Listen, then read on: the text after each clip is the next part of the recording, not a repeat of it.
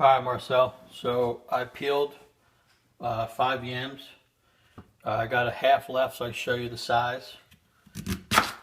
I half it, half to half, make it into quarters. I cut them, and I half those because you want the sizes to be uniform so that they cook evenly. You can make them a little smaller, a little bit bigger, depending on how long you want it to take to cook. I'll finish up the last one here real quick.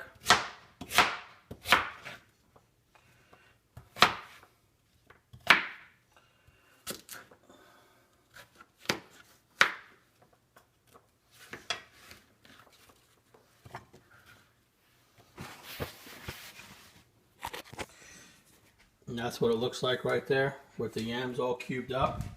You're going to want them uniformed. The next thing that you want to do, which I didn't do, is have butter ready. My mom says to use a whole stick of butter. And I guess it depends on how much you make. Like for the big batch that I made us that night, you probably do need a whole stick of butter. On this batch, I'm using just a half a stick. And I'm going to cube it into small cubes so I could sprinkle it around the pan like this in just random places. So it comes down and forms that mixture as they cook. And nothing's an exact science, but if you're going to make a big tray like I made for us that night, which was 10 yams, I would use a full stick of butter. This one, as long as the butter is evenly distributed through here, you'll be fine. The next thing you want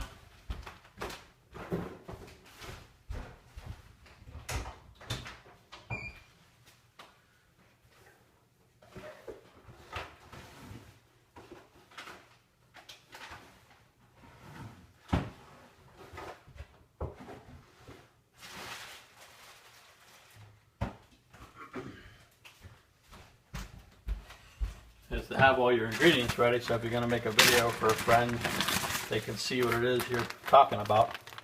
So again, I don't measure, I do it by eye. Next thing I'm putting in is dark brown sugar.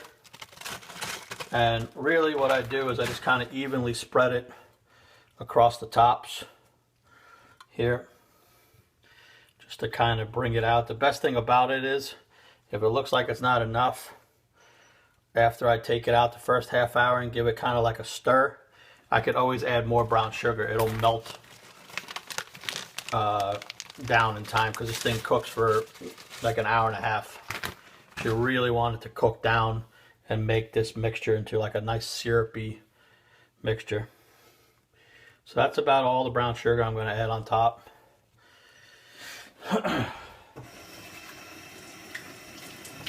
Wash my hands real quick. And Jen had me add this the last time, which is just a touch of maple syrup.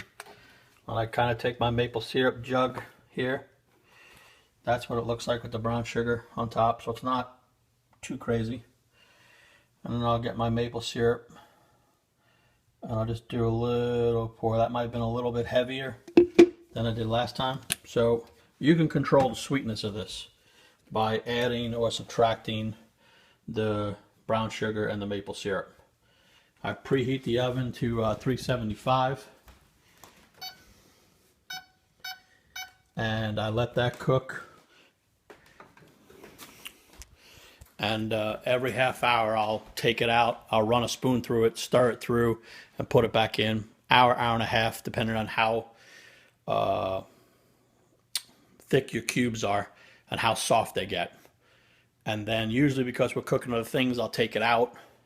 And then when I want to warm it back up again is when Jen will put the marshmallows on and then bake it back in there. And then you watch the marshmallows cook on how overdone or underdone you want them. But I hope this helps. Bye.